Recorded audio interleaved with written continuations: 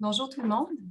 Bienvenue à ce webinaire, en fait, présenté par l'Axe Santé mentale des populations du réseau de recherche en santé population du Québec et en collaboration avec le réseau Calaxia. Je suis Lily Lessard. Je suis très heureuse de vous accueillir aujourd'hui pour la présentation de la docteure Mélissa Généreux intitulée « Les impacts psychosociaux de la pandémie, qu'en savons-nous et comment y faire face ».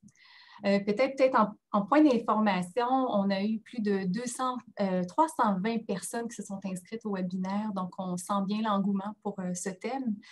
Vous êtes actuellement 150, on va voir possiblement le nombre augmenter au cours de la présentation.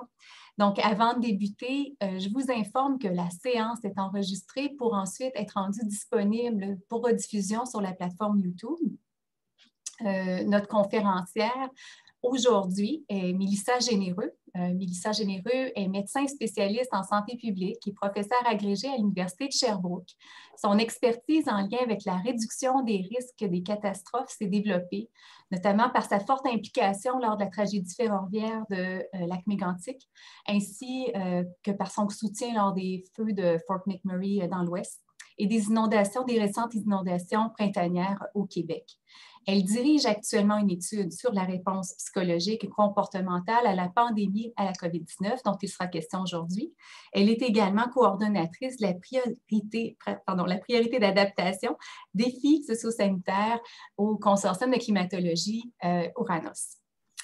À la suite de cette présentation, nous allons avoir une période de questions. Donc, je vous invite à écrire dès maintenant, tout au long du webinaire, vos questions pour Dr. Généreux dans le module questions et réponses que vous voyez au bas de votre écran, identifié par Q et R. Pour toute autre question, vous pouvez également utiliser le module converser au bas de votre écran.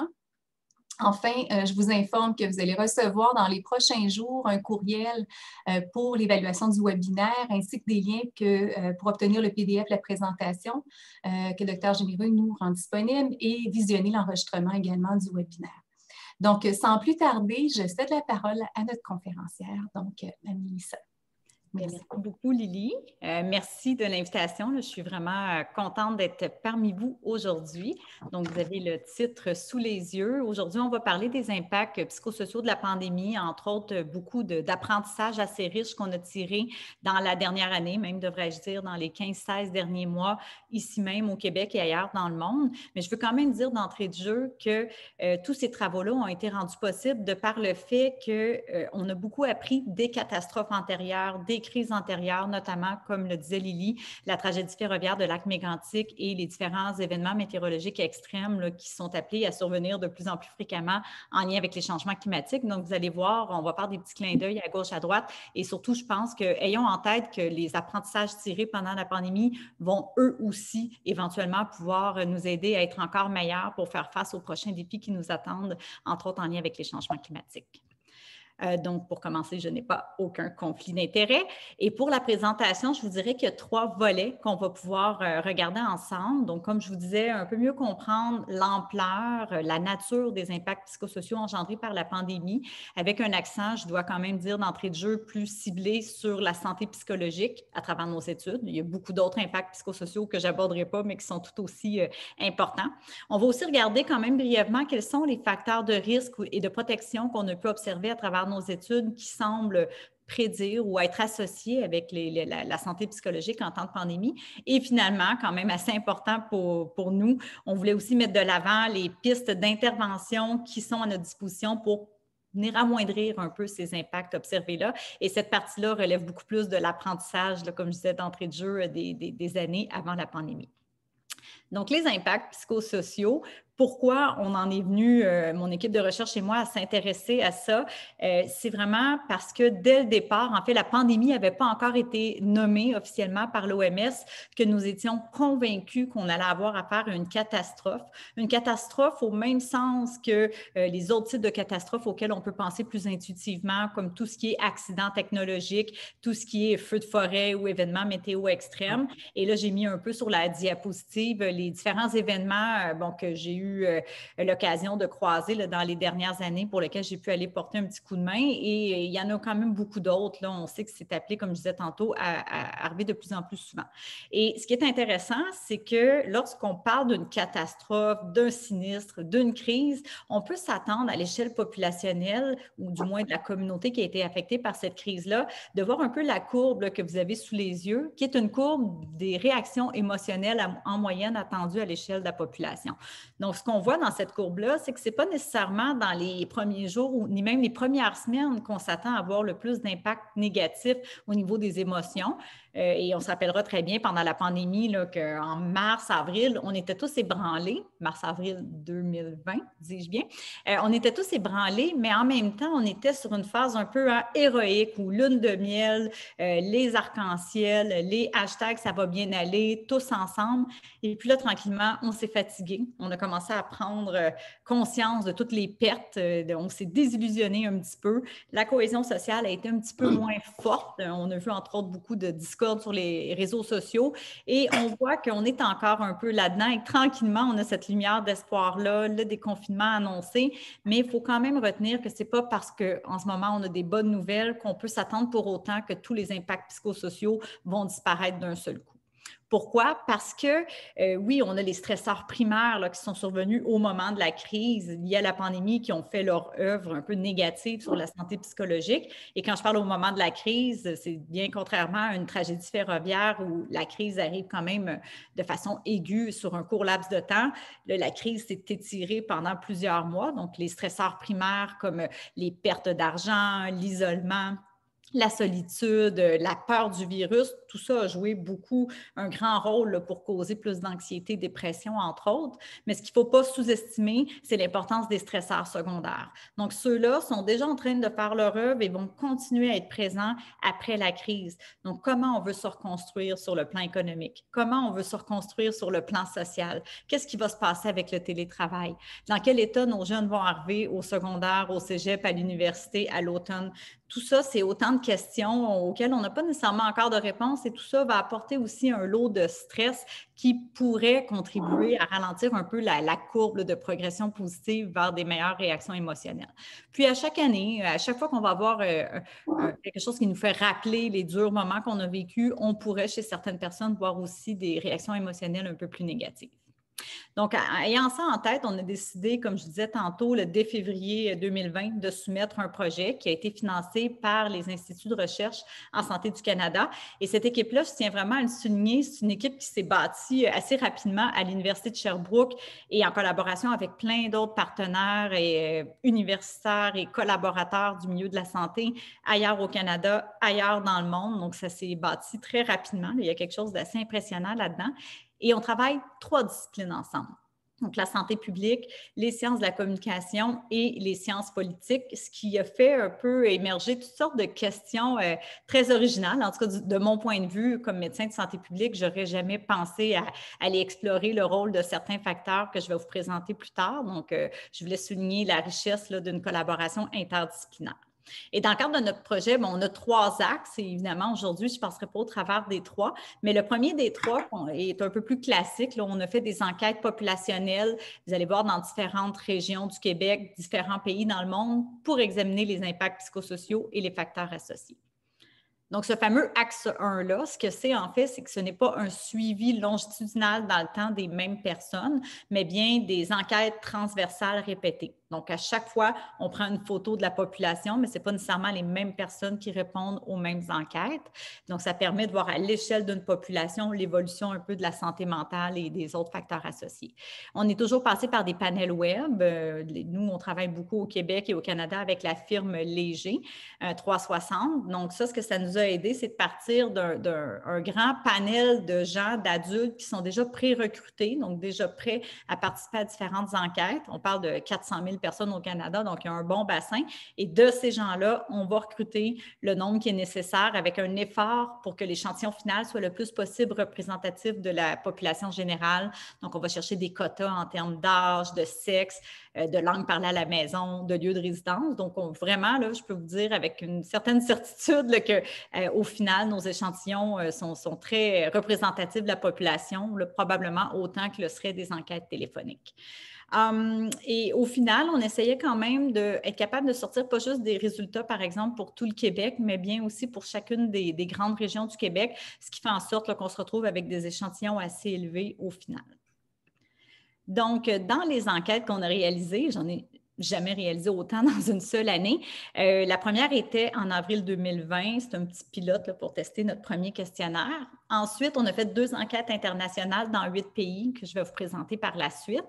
Une en mai-juin 2020 et une autre en novembre 2020. Et à ça, parallèlement, en supplément, je vous dirais, du projet financé par les IRSC, le Réseau de santé publique du Québec s'est mis à s'intéresser à nos données et ont contribué financièrement aussi pour venir suréchantillonner les Québécois. Ce qui nous a permis d'avoir 4 enquêtes, la première en septembre 2020, l'autre en novembre, l'autre en février 2021, à chaque fois avec plusieurs milliers d'adultes québécois. Et on en a une en cours. Là, je suis quand même assez excitée. Là, on devrait avoir les résultats ou du moins la base de données pour lundi, mardi prochain, avec quand même 11 300 adultes qui ont déjà répondu, qui au final auront répondu à cette nouvelle enquête-là. Je vais quand même prendre la peine de le préciser pour que vous saisissiez bien de quoi je parle lorsque je parle d'anxiété probable et de dépression probable. Ce dont je ne parle pas, ce sont des gens diagnostiqués. Donc ici, on ne pose pas de diagnostic, c'est vraiment des gens qui ont répondu à des questionnaires en ligne. Et ce qu'on a fait, c'est qu'on a utilisé des échelles, ça s'appelle la Generalized Anxiety Disorder 7. Donc, c'est 7 items qui sont grosso modo basés sur les critères diagnostiques qu'un médecin utiliserait en clinique pour poser un diagnostic d'anxiété généralisée. Donc, avec ça, on bâtit un score et on est capable de déterminer ceux qui sont au-dessus d'un seuil qui est indicateur d'anxiété probable ou en dessous de ce seuil-là. C'est exactement la même chose pour dépression probable. Donc, on a 9 items qui sont, là, grosso modo, les 9 critères diagnostiques de la dépression majeure et tous ceux qui ont un score de 10 ou plus sont considérés comme dépression probable. Mais il faut vraiment plus comprendre que c'est des symptômes modérés à sévères qui sont compatibles avec une dépression probable. Et ces symptômes-là sont tous des symptômes mesurés au cours des 2 dernières semaines. Donc, c'est vraiment, ça reflète l'état actuel là, de la santé psychologique des gens. Et un troisième élément qu'on trouvait très important, c'est d'aller plonger dans quelque chose d'encore plus sérieux. Finalement, ce sont les idées suicidaires sérieuses. Donc, carrément, ce qu'on a demandé aux gens, c'est au cours des 12 derniers mois, avez-vous songé sérieusement à vous suicider? Donc ça ne peut pas être plus direct. Ce ne sont pas des gens qui ont nécessairement fait des tentatives, mais qui ont quand même répondu à l'affirmative à cette question-là. Et ça aussi, c'est une question qu'on avait dans d'autres enquêtes, donc ça permet de faire des comparaisons. Donc, si on y va directement dans les résultats, ce qu'on voit, là, je vous parlais du volet international, je trouvais quand même important de vous illustrer un petit peu ce qui est ressorti de tout ça. Donc, la collecte de novembre 2020, qui est la dernière au niveau international, nous montre que si on combine anxiété ou dépression probable, parce que souvent, les gens présentaient des symptômes à la fois d'anxiété et de dépression. Donc, on voit que le pourcentage de la population mondiale qui présente une anxiété ou une dépression probable est très élevé. Je pense qu'à l'échelle de nos 8 pays combinés, on est à 32 % en novembre 2020, donc c'est très, très élevé. Et ce qu'on voit, c'est que le Canada se retrouve pas mal dans la moyenne des pays. On voit aussi que les pays, je dirais, plus anglo-saxons, comme États-Unis, Angleterre, Nouvelle-Zélande. Bien, Nouvelle-Zélande, ils s'en sortent quand même mieux, mais on sait qu'il y a eu un contexte, entre autres, politique et épidémiologique plus favorable. Mais bref, vous voyez qu'il y a une bonne variabilité, mais quand même, il n'y a pas aucun pays qui s'en sort admirablement bien, si on veut. Mais si on se plonge maintenant peut-être un petit peu plus direct au Québec, donc on a notre phase 3 qu'on appelle la plus récente pour laquelle on a toutes les données disponibles, donc celle de février 2021. On parle quand même de 10 500 adultes au Québec qui ont été recrutés. Et vous voyez un petit peu la répartition par région. Là, mais on a plusieurs régions pour lesquelles on est en mesure de sortir des statistiques pour cette région-là. Et je tiens quand même à souligner que cette enquête-là spécifiquement a été financée entièrement là, par le ministère de la Santé et des Services sociaux. Donc, si vous voyez, justement, on ne regardera pas toutes les données une par une, mais vous venez probablement toutes de régions différentes. Donc, je trouvais ça sympathique de vous le montrer sans que je les passe un par un. Donc, ce qu'on voit, je vous disais, on mesure l'anxiété probable, la dépression probable. Ensuite, troisième colonne, anxiété ou dépression probable, qui est la présence de un ou l'autre des deux premières colonnes. Et finalement, les idées suicidaires sérieuses.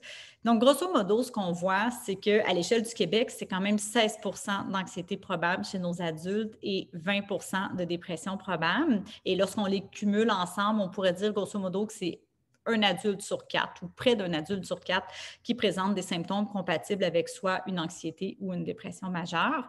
Donc, c'est très élevé. Et là, je vous entends dire, bien, est-ce que c'est beaucoup plus élevé qu'avant?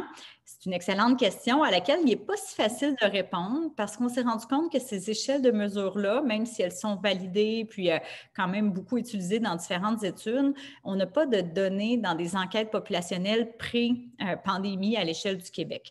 Par contre, on a des études plus populationnelles canadiennes qui ont utilisé, entre autres pour la dépression probable, la même échelle que nous. Et ce qu'ils avaient observé, ça c'était en 2015-2016, c'était que 7 de la population adulte rapportait des symptômes compatibles avec une dépression probable, alors que là, on est à 20 donc on est quand même en mesure de croire là, que c'est considérablement plus élevé aujourd'hui qu'avant la pandémie.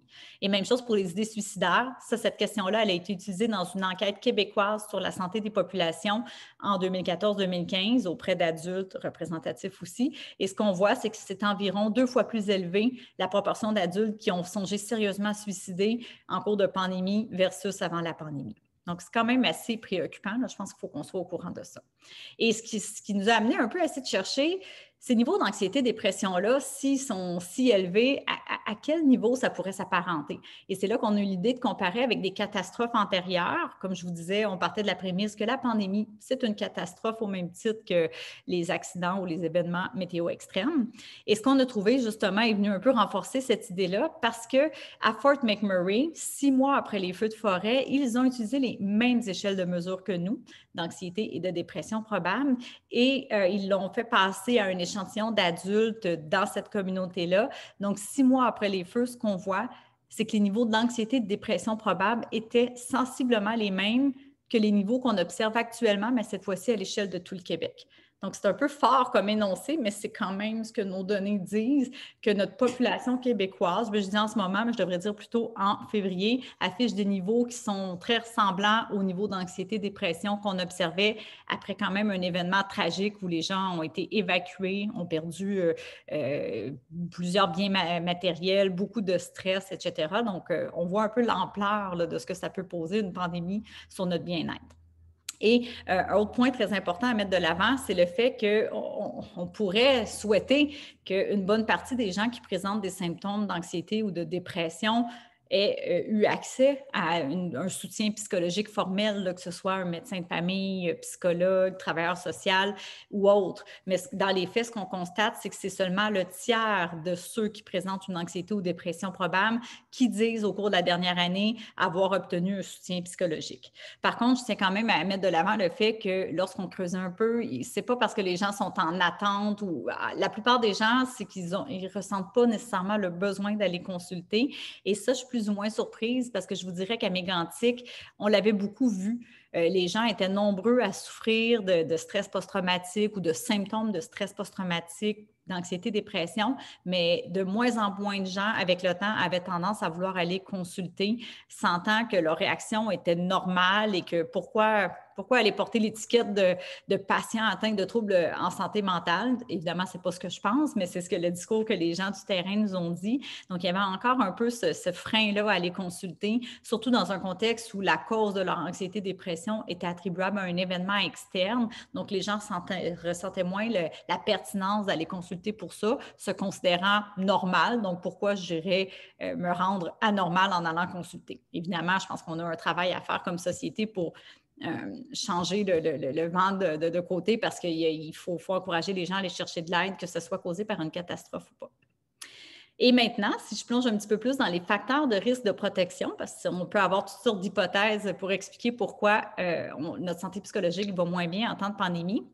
Et ce qu'on a fait, pour faire une histoire courte, parce qu'on en a fait des analyses, c'est que les facteurs de risque et de protection ont été identifiés dans les 4 grandes catégories que vous avez sous les yeux. Donc, un peu le classique, là, âge, sexe, éducation, etc. Ensuite, tous les facteurs ou les stresseurs qui sont directement liés à la pandémie, j'en ai nommé certains tantôt, là, le niveau de menace, les pertes financières, etc. Ensuite, surtout grâce à la belle influence qu'on a eue de l'équipe interdisciplinaire, on a rajouté des questions liées à l'infodémie en se disant, c'est peut-être pas juste la pandémie qui cause autant de stress, mais aussi l'afflux beaucoup trop important d'informations relatives à la pandémie qui peut créer de la confusion, de la peur accentuée, même du déni, donc toutes sortes de choses, la méfiance. Donc, on a voulu aller mesurer un petit peu ces différents facteurs-là. Et des facteurs de protection plus de nature psychosociale, comme le sentiment de cohérence, soutien social, des concepts sur lesquels je reviendrai très prochainement. Donc, première chose, et c'est vraiment de loin notre constat numéro 1, c'est que l'âge joue pour beaucoup dans la réponse psychologique en temps de pandémie. Vous l'avez sûrement déjà entendu dans la dernière année, j'ose croire, du moins, parce que nos jeunes adultes, nos 18-24 ans, vous voyez le gradient important là, se démarque à la négative en matière d'anxiété ou dépression probable, ce qui correspond à la ligne, la colonne la plus foncée. Là, on voit que 43% de nos jeunes de 18-24 ans en février affichaient des symptômes compatibles avec une anxiété ou une dépression probable. Et on est reculé en novembre, c'était à peu près la même chose, c'était même 46% à l'époque. Et vous voyez que plus on vieillit, plus le risque de rapporter des manifestations d'anxiété ou de dépression diminue au fil du temps. Je vais quand même mettre un petit bémol pour nos 65 ans et plus, parce qu'on m'a souvent posé la question, dire, bien, il me semble que nos 65 ans et plus ne l'ont pas eu facile, beaucoup d'isolement, de solitude. Il y a quand même peut-être un biais à ce niveau-là, je vous dirais, le fait que notre étude est faite par panel web, il ne faut quand même pas oublier que nos personnes peut-être en CHSLD ou que vraiment moins à l'aise avec les technologies informatiques, entre autres, ne sont probablement pas des personnes dont la voix est représentée à travers notre enquête. Là. Donc, je ne voudrais pas qu'on tienne que tout est rose dans tous les groupes, mais parmi ceux qui sont susceptibles de répondre à des panels web, on voit que la tendance est quand même assez claire. Et on a voulu aussi mettre en lumière peut-être d'autres groupes qui étaient affectés, donc clairement les jeunes, comme je vous disais, d'entrée de jeu, mais on a vu aussi les anglophones s'en ressortent malheureusement un peu à la négative là, en matière d'anxiété, dépression. Les chiffres que vous voyez, les pourcentages, c'est toujours anxiété ou dépression probable. Nos immigrants, nos travailleurs de la santé, malheureusement, on est moins surpris, mais je pense que c'est quand même important de le nommer.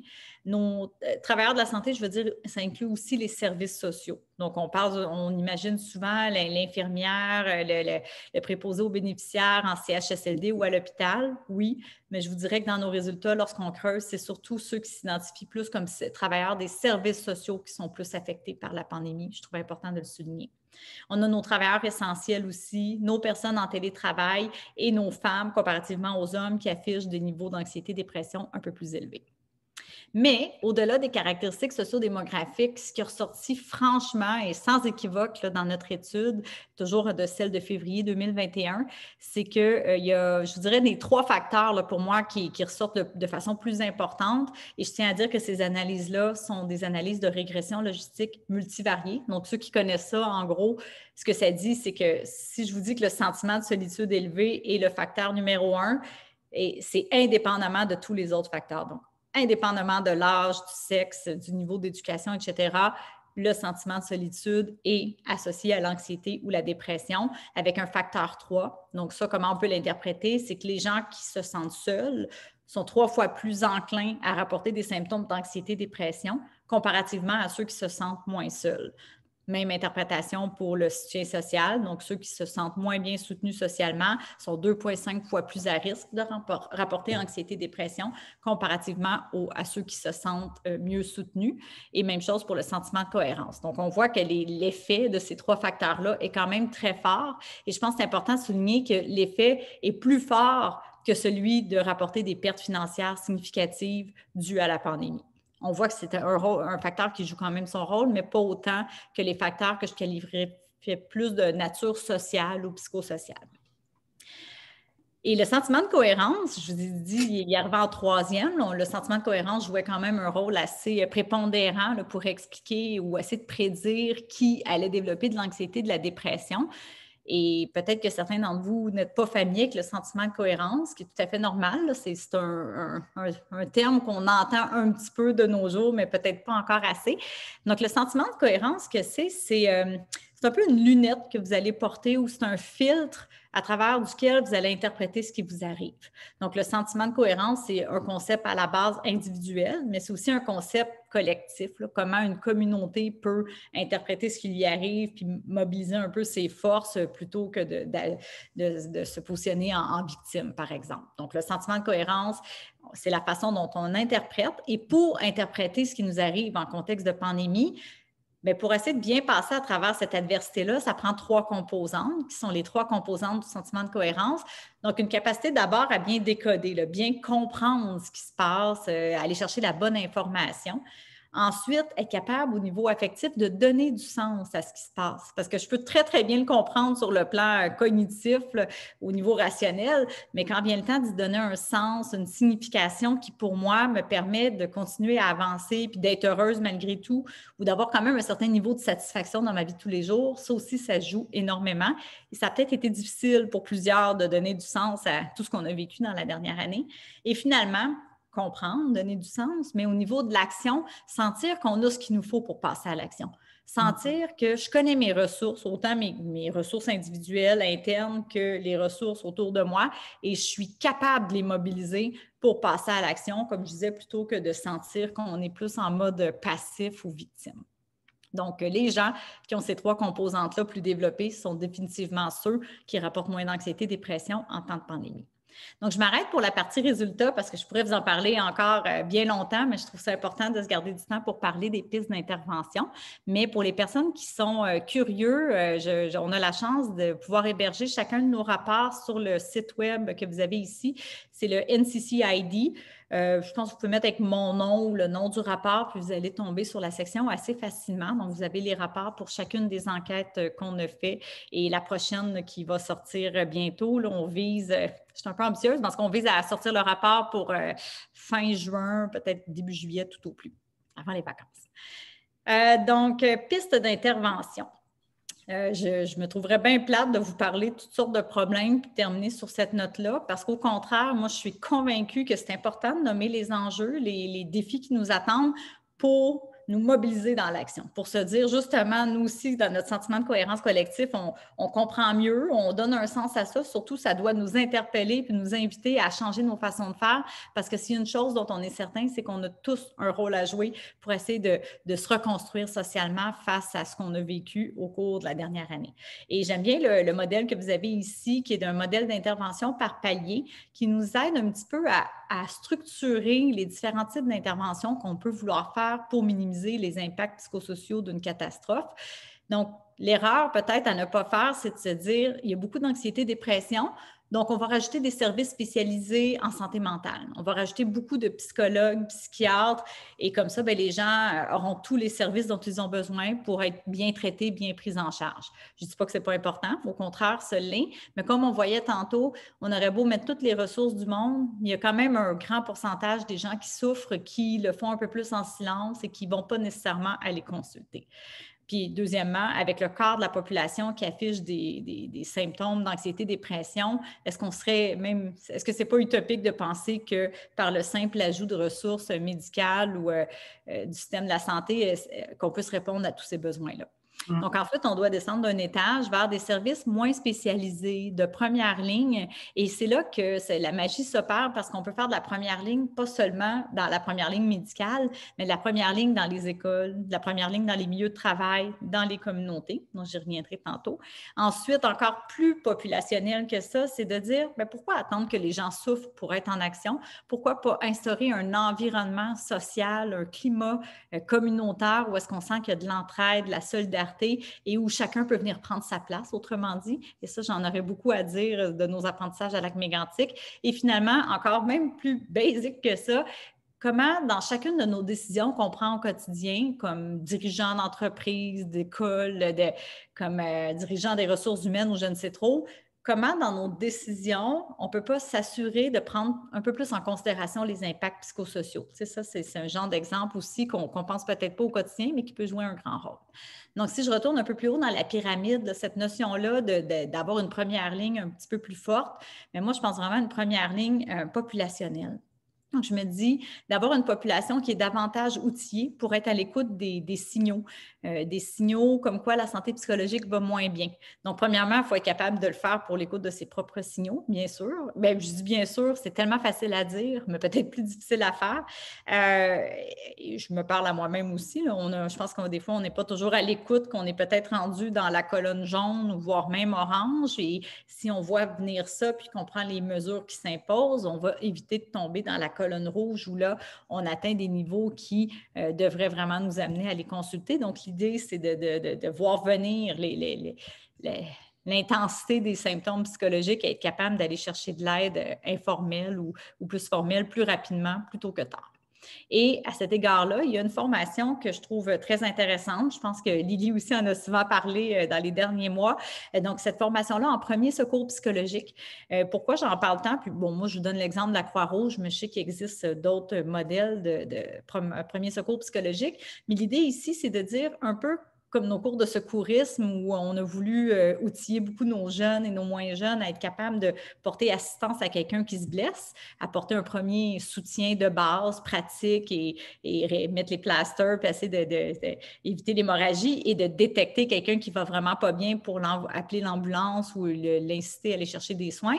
Mais c'est exactement la même chose, mais cette fois-ci au niveau psychologique. Donc, être capable, dans un rapport complètement bienveillant et sans jugement, d'être à l'écoute de l'autre et même à l'écoute de soi-même, être capable de détecter certains signaux, être capable d'apporter un premier soutien de base et de référer lorsque c'est pertinent.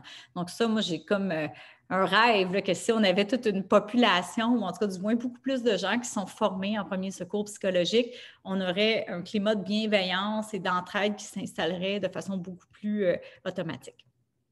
Sinon, un peu plus bas dans la pyramide, je vous parlais du sentiment de cohérence et je ne pouvais pas passer au travers de la présentation sans au moins vous mentionner qu'on s'est beaucoup questionné dans la dernière année à dire oui, le sentiment de cohérence, c'est important et ça prédit l'anxiété, la dépression, mais ça se travaille dessus, le sentiment de cohérence. Et même, c'est ça, on a le slammer, là, David Goudreau, qui a fait une vidéo YouTube vraiment bonne qui s'appelle « Toi, cohères-tu ?» et ça dit exactement ce qu'on veut passer comme message, mais de façon beaucoup plus poétique que je peux le faire. Mais en gros, oui, ça se fait cohérer ou renforcer son sentiment de cohérence.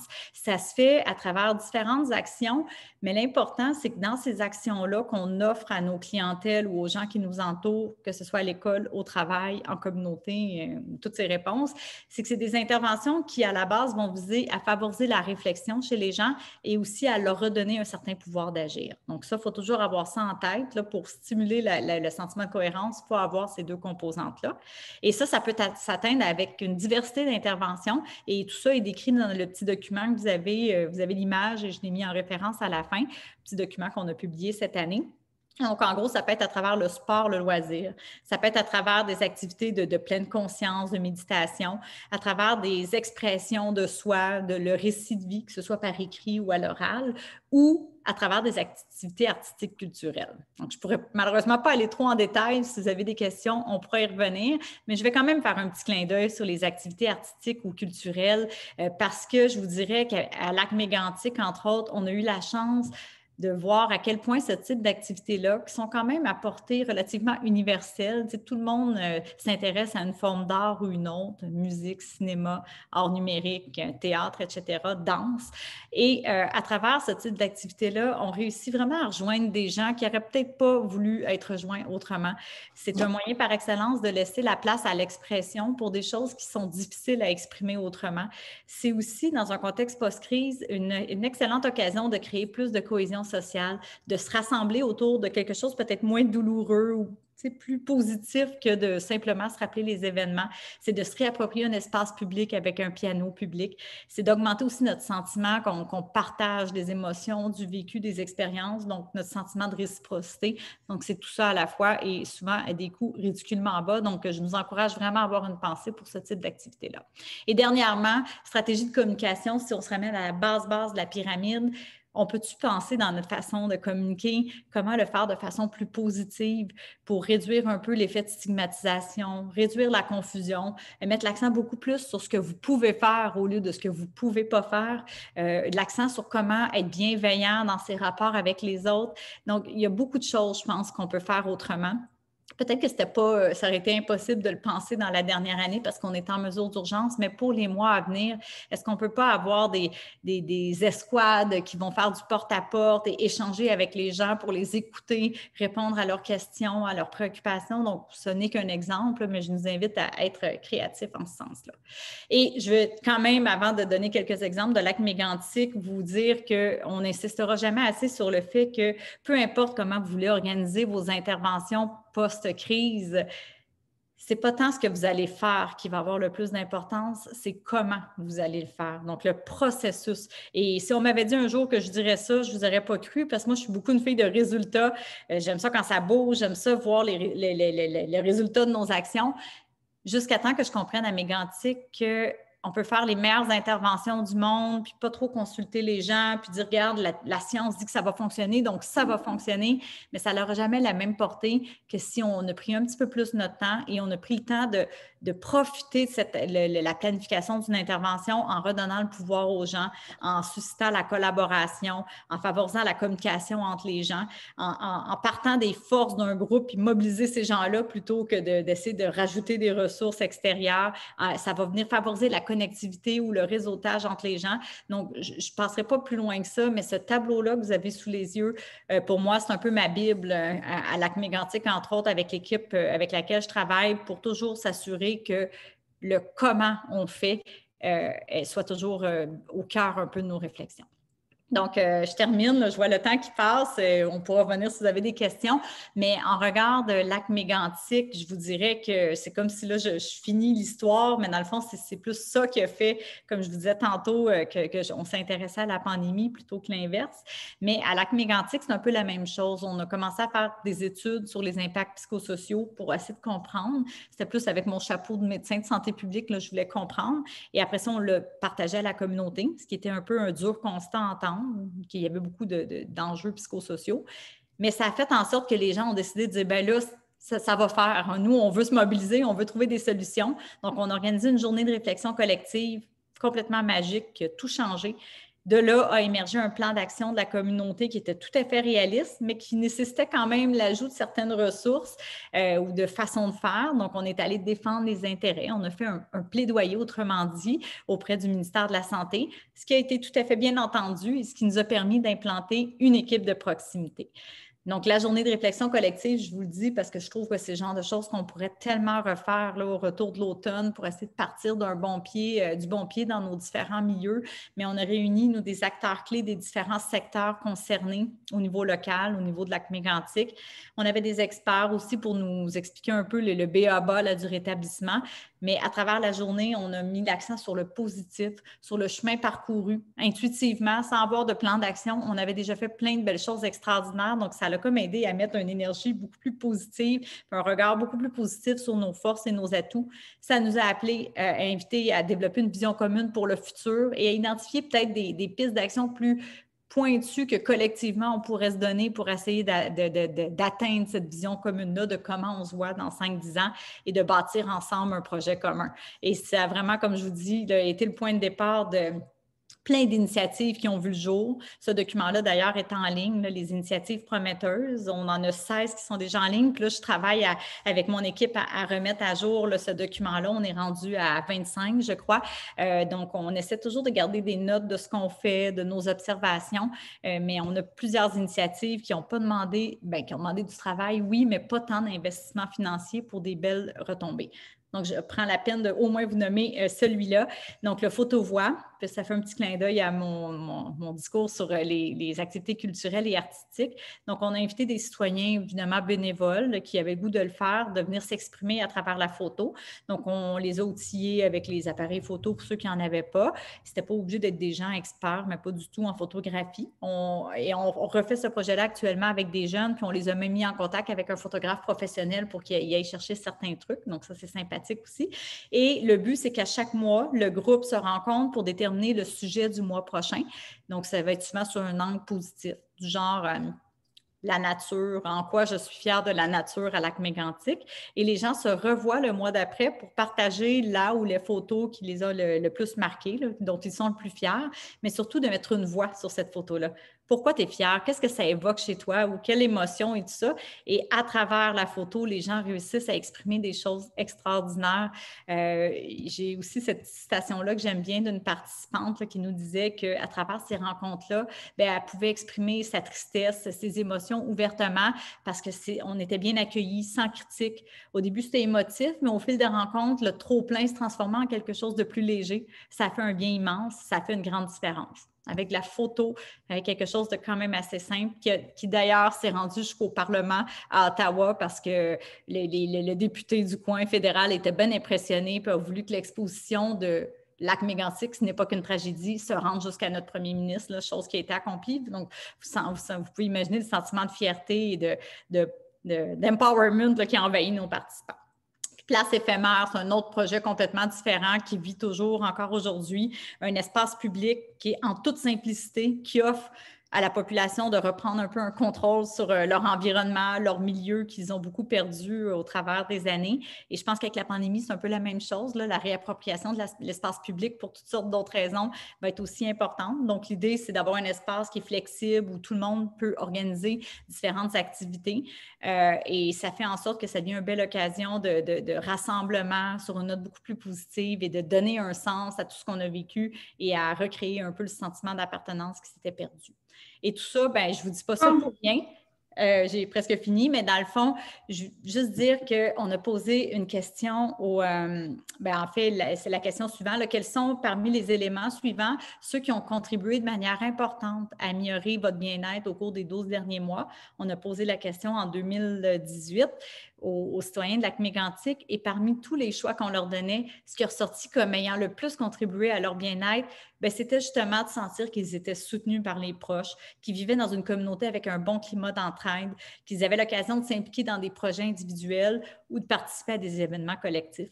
Donc ça a compté plus que le fait d'avoir une indemnisation due au recours collectif, de l'aide gouvernementale ou des consultations psychosociales. Donc, je trouve que ça vient un peu démontrer à quel point le volet très communautaire, le soutien psychosocial, informel vient jouer un rôle très, très important à l'échelle des populations, surtout en contexte post-crise. Donc, peut-être les 3 messages que j'aimerais que vous reteniez aujourd'hui, en tout cas, moi, c'est ça que je voudrais vous porter, c'est que le premier est un peu plus plate, mais plusieurs sont affectés par la pandémie et les impacts pourraient se faire sentir sur le long terme. On voit que les facteurs de nature sociale jouent vraiment un rôle important sur la santé psychologique et que pour faire face à ces facteurs-là, il est nécessaire d'avoir une approche qui n'est pas seulement clinique, mais vraiment communautaire, une approche aussi de prévention, d'accompagnement et de soutien. Donc, les références vous seront rendues dans le PowerPoint sans souci. Merci beaucoup, Mélissa, pour cette très claire, en fait, présentation, très mobilisante également. D'ailleurs, les commentaires des participants vont en ce sens-là, soit dans l'outil discussion, j'ai vu dans les questions-réponses, peut-être rapidement de dire, d'en lire quelques-uns. Bravo, tu es exceptionnel dans tes présentations. C'est un réel plaisir de t'écouter, de s'abreuver. Donc, de René Ouimet de Santé mentale Québec. On a également bravo par le fait de nommer les éléments d'importance qui peuvent être favorables au cheminement des personnes. Donc, je vais passer rapidement, qui sortent des éléments techniques et disciplinaires, souvent amenés comme des données probantes à appliquer. Ce que vous nommez met en relief les postures relationnelles avec les gens, les éléments de la vie qui peuvent faire toute une différence, également le pouvoir d'être et d'agir, amené par le soutien, l'expression, réflexion, signification et la mise en action congruente. Bravo, de Amélie Brousseau. Et on a Pierre-Paul Malenfant également, qu'on connaît bien, qui fait également le lien avec la tragédie de l'île Verte, en fait, concernant les activités de réflexion collective de population, ce qui a permis d'élaborer des plans de rétablissement psychosocial adaptés aux besoins réels des populations. Et il y a plein de remerciements, mais je vais te lancer quelques questions, Mélissa. J'ai plusieurs personnes qui ont posé des questions sur les enfants, en fait, les moins de 18 ans. Vos travaux se sont concentrés sur les 18 ans et plus, dont j'avais M. Dubé, Mme Baudin, M. Mujallat Kitenje, qui demandait si on avait plus de données sur les impacts psychosociaux chez les enfants. adolescents, les familles. Puis il y avait une question également si on avait des outils d'intervention pour ces clientèles. Donc, mais oui, très bon point. Je vous dirais que ça me hantait. Tu sais, au départ, quand on est parti, j'ai un peu répété l'erreur de Mégantic, dans le sens qu'à Mégantic, on était parti sur des enquêtes chez les adultes, pas parce qu'on ne s'intéresse pas aux enfants, mais je pense qu'il y a juste une facilité d'aller sonder les adultes à travers des enquêtes téléphoniques ou des sondages web. Mais je ne pense pas que c'est une raison suffisante pour ne pas aller documenter ce qui se passe chez nos jeunes. Donc, on le fait en janvier. Dans le fond, à la suite des enquêtes de septembre, novembre, je voyais bien là, que nos jeunes adultes allaient moins bien. Donc, on s'est dit, qu'en est-il au moins des 12-17 ans? Il y a fort à parier que les problématiques ne commencent pas à 18 ans. Donc, ce qu'on a fait, c'est une enquête, cette fois-ci, en passant par les institutions scolaires, secondaires, collégiales et universitaires de la région de l'Estrie et de la Mauricie, centre du Québec. Et quand même 16 500 jeunes de 12 à 25 ans là, au total qui ont répondu vers la fin du mois de janvier, dans quelques jours. On a posé les mêmes questions sur anxiété, dépression. Et là, en tout cas, je ne veux pas être plate, mais les résultats étaient encore plus inquiétants dans le sens que chez nos 18-24 ans, là, tantôt je vous parlais de 46-43% d'anxiété-dépression. Dans notre enquête, en passant par les institutions scolaires, chez les 18-24 ans, on était même dans les 50 à 60%. Donc, comme si la modalité de collecte amenait des taux encore plus élevés. Et chez nos 12-17 ans, si on décompose le premier cycle et le deuxième cycle, donc premier cycle, c'était 35 d'anxiété-dépression et ça montait à 50 au deuxième cycle. Donc, oui, je pense que ça a été très important d'être au courant de ça, entre autres pour différentes modalités en cours de pandémie. Tu sais, moi, j'ai la chance aussi d'être médecin en santé publique et la chance, je commence à être un peu tannée, mais être impliquée aussi dans la lutte à la COVID, les éclosions. Puis ma fonction en Estrie, c'est de faire le lien avec tous les milieux scolaires, communautaires, petite enfance, cégep, université, tout ça. Donc, on s'est entre autres beaucoup mobilisé pour favoriser l'accès au présentiel pour le cégep, université plus tôt que tard. Donc, nous, au cégep de Sherbrooke, là, dès janvier, les jeunes ont commencé à avoir un minimum de cours, là, tous les jeunes du cégep en présence.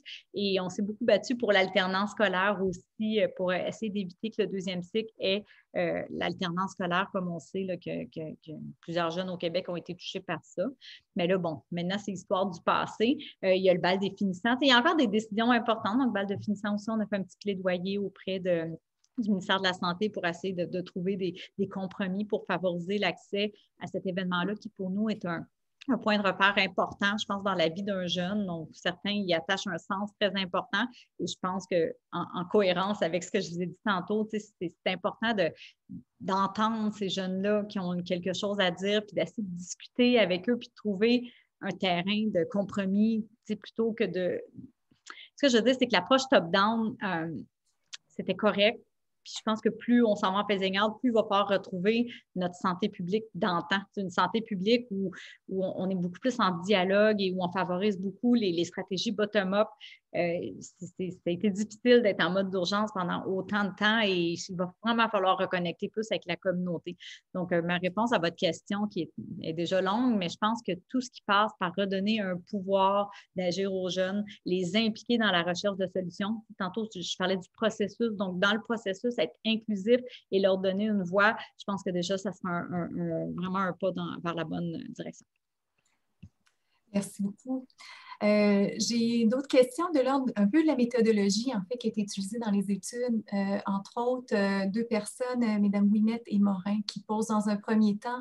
Les questions ont été posées aux participants en référence à 2 semaines, aux 2 semaines qui venaient de passer.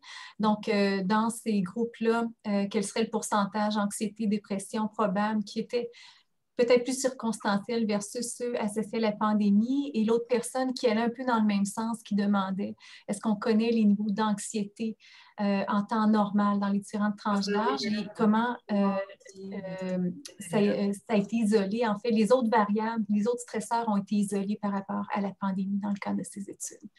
Bien, c'est sûr que, dans le fond, ce qu'on voulait, c'était des questionnaires courts de 20 minutes maximum. Donc, on a choisi les stresseurs ou les facteurs plus directement, comme je disais tantôt, liés à la pandémie et à l'infodémie. Mais bien sûr, en aucun cas, je prétends que les facteurs qui étaient déjà là à la pandémie ne jouent pas un rôle. C'est juste qu'on ne les a pas examinés. On a regardé les facteurs sociodémographiques, mais on n'est pas allé regarder dizaines et dizaines d'autres raisons là, qui font en sorte que quelqu'un peut être anxieux ou dépressif. Donc, c'est important quand même de dire que sur notre 23 de population adulte avec anxiété ou dépression, bien sûr, ce n'est pas 23 qui ont développé ça uniquement en raison de la pandémie. Premièrement, il y a des gens qui étaient déjà atteints. Ce qu'on avait là, comme statistique pour la dépression, c'est que c'est avec ces mêmes critères-là, autour de 7 là, de la population qui, avant la pandémie, tu sais, puis ça, c'est 7 à 10, on pourrait dire, c'est difficile à dire là, parce qu'on n'était pas bien monitoré avant. 7 à 10, je vais avec les différents groupes d'âge, mais ce n'était pas à des niveaux comme ce qu'on a là, ça c'est certain. Anxiété aussi généralisée, c'était beaucoup plus bas que là, mais j'ai bien de la difficulté à vous donner exactement un nombre précis, mais c'est sûr qu'il y a des gens qui étaient déjà atteints, qui ont peut-être juste vu leurs symptômes plus sévères, plus intenses, plus envahissants, et des gens qui, de nouveau, là, ont développé des nouveaux symptômes qui n'avaient jamais eu de problème. Donc, c'est sûr que c'est un mix des deux. Je pense qu'il y avait un autre volet à la question que j'ai oublié. Je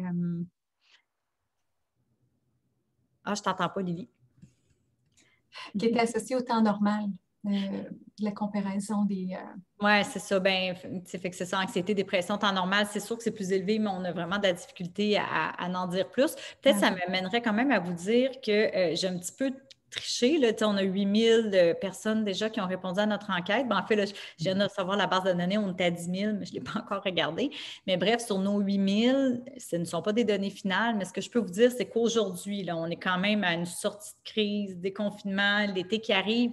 On aurait lieu de croire que les gens qui ont été plus momentanément affectés parce qu'il faisait noir tôt, parce qu'on était confinés chez nous et tout, ce seraient des gens qui aujourd'hui n'auraient plus ce genre de symptômes-là, n'est-ce pas? Et pourtant, dans ce que j'ai vu jusqu'à présent, on est encore autour de 20-21 %. Ça va peut-être changer avec mes données finales, mais 20-21 % versus 23 en février d'anxiété ou dépression. Donc ça, c'est triste. J'aimerais ça vous dire qu'on est à 10-15 % et que, mon Dieu, tout est revenu à la normale, mais c'est un peu ce que je pensais. Il y a un faible pourcentage de gens que c'est effectivement très transitoire, mais quand tu as eu des idées suicidaires sérieuses, quand tu as un cumul de symptômes, puis quand tu as atteint un niveau où est-ce qu'il y a aussi des changements neurohormonaux là, qui peuvent se produire, quand on commence à se chroniciser dans nos symptômes de dépression. Au début, c'est peut-être léger, mais la durée de la crise fait en sorte que pour plusieurs personnes, même si les stresseurs initiaux s'en vont, c'est peut-être même là que c'est plus difficile de dire, mais mon Dieu, je vois plein de gens tout contents là, organiser leur prochain party, puis leur projet de voyage ou je ne sais trop. Puis moi, je n'ai pas cette énergie-là. Moi, je ne suis pas si enthousiaste que ça.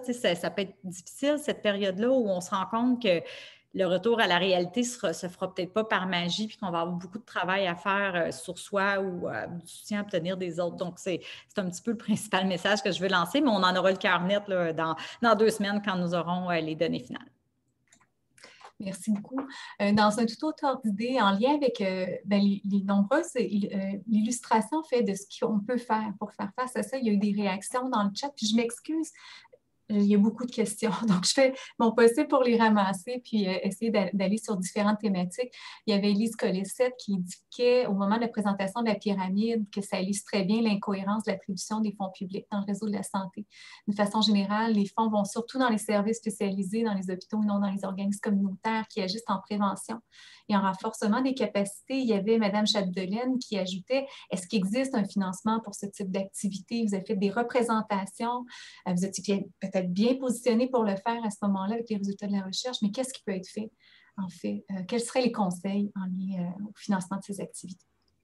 Bien, c'est sûr que pour moi, c'est plus difficile de faire des représentations en dehors du secteur de la santé. Ce que je veux dire, c'est que dès qu'on sort du ministère de la Santé et Services sociaux, c'est une autre paire de manches. Ou, je sais pas, je me sens moins à l'aise aussi. Je connais moins, je veux pas plaider pour des choses pour lesquelles je maîtrise pas tous les contours, mais je vous encourage quand même à utiliser ces données-là, puis combiner à votre lecture du contexte propre à vos secteurs, à les utiliser. Là, ça, je pense que c'est une bonne chose. Il y a peut-être un secteur, entre autres, pour lequel je travaille plus étroitement beaucoup, c'est avec le milieu artistique, culturel, parce que c'est exactement ça qui se passe. C'est que la science, elle est là pour démontrer que c'est efficace. Ça coûte vraiment pas cher. Quand je dis pas cher, c'est que je compare avec des interventions plus classiques là, en santé, dans les hôpitaux. On n'est pas du tout dans les mêmes niveaux. En plus, on sait que le milieu artistique, culturel, là, vraiment a été durement touché pendant la pandémie et ils auraient le goût de faire partie de la solution pour le rétablissement. Puis là, on se rend compte qu'il y a comme y a un silo. Tu sais, il y a un silo. Ce n'est pas une critique là, envers notre gouvernement, mais c'est juste qu'on a des ministères. Tu sais, il n'y a pas d'entente formelle. Il n'y a pas. Fait que, classiquement, ce qu'on se fait dire, c'est que quand on parle du côté de la santé, les gens vont dire, ben non, vous parlez de projets artistiques culturels, c'est pas nous, on n'a pas de budget pour ça, tu sais, parce que c'est trop lié au ministère de la Culture. Puis en culture, ben, ils pourraient facilement nous dire, ben non, mais là, vous faites ça pour aider la santé mentale des gens à aller cogner à la porte du ministère de la Santé. Donc, vous voyez, ça, je pense pas que c'est de la mauvaise volonté, mais quand je vous parle, un des facteurs clés de résilience communautaire, c'est l'innovation. On ne peut pas, devant une situation aussi extraordinaire que ce qu'on a vécu, penser qu'on va trouver des solutions dans ce qu'on a toujours fait. Parce que ce qui s'est passé, ce n'est pas comme on a toujours connu. Donc, à événements ou situations extraordinaires, on doit absolument pencher vers des solutions extraordinaires. Il faut sortir des sentiers battus, puis il faut se dire, ben, on ne l'a jamais fait, and so what? Qu'est-ce qui nous empêche de le faire? Donc, et ça, je pense qu'on s'en va. Moi, je sens vraiment une opportunité. S'il y a bien un moment où est-ce qu'on est habitué de sortir de nos zones de confort, c'est en 2021. Ça fait 1 an et demi que tout le monde est en dehors de sa zone de confort.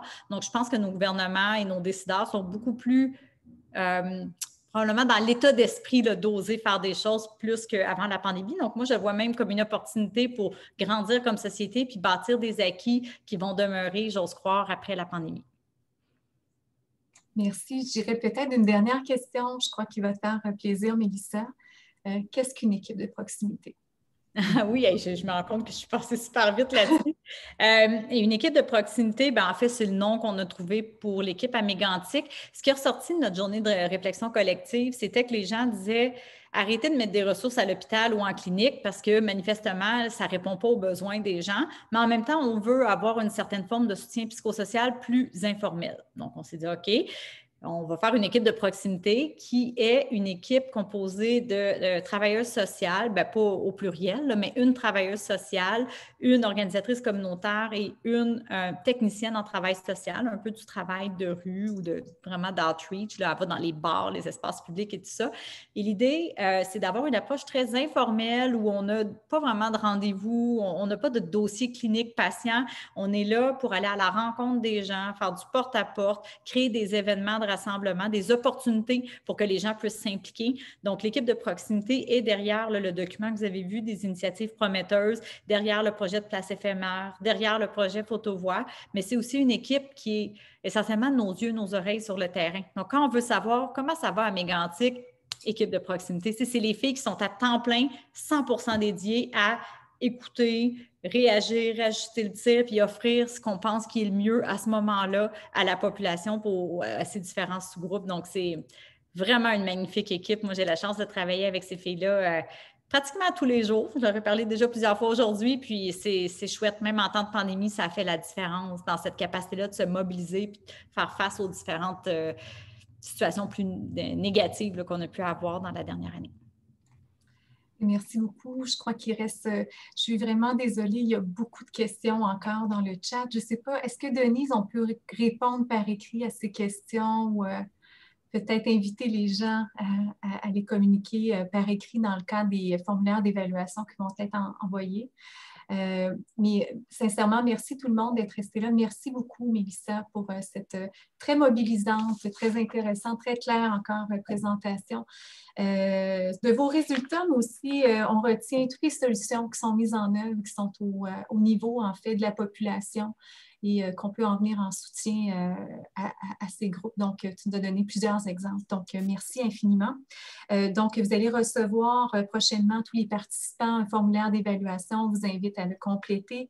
Je tiens à vous signaler, en fait, que l'activité est une présentation de l'Axe santé mentale des populations du réseau de recherche en santé du population du Québec en collaboration avec le réseau Calaxia, qui est un réseau, un organisme à but non lucratif de transfert de connaissances en santé mentale. Donc, vous allez visiter le site web, on recueille les dons. Donc, on fonctionne avec les dons actuellement. Donc, vous êtes les bienvenus à nous visiter sur calaxia.org. Encore, merci infiniment, Mélissa. Puis, merci à tous et toutes pour votre présentation. Puis, vos questions également. On va essayer de voir qu'est-ce qu'on peut faire avec ça pour répondre. On va regarder ça avec Mélissa. Donc, au plaisir et bonne journée. Merci. Bye-bye.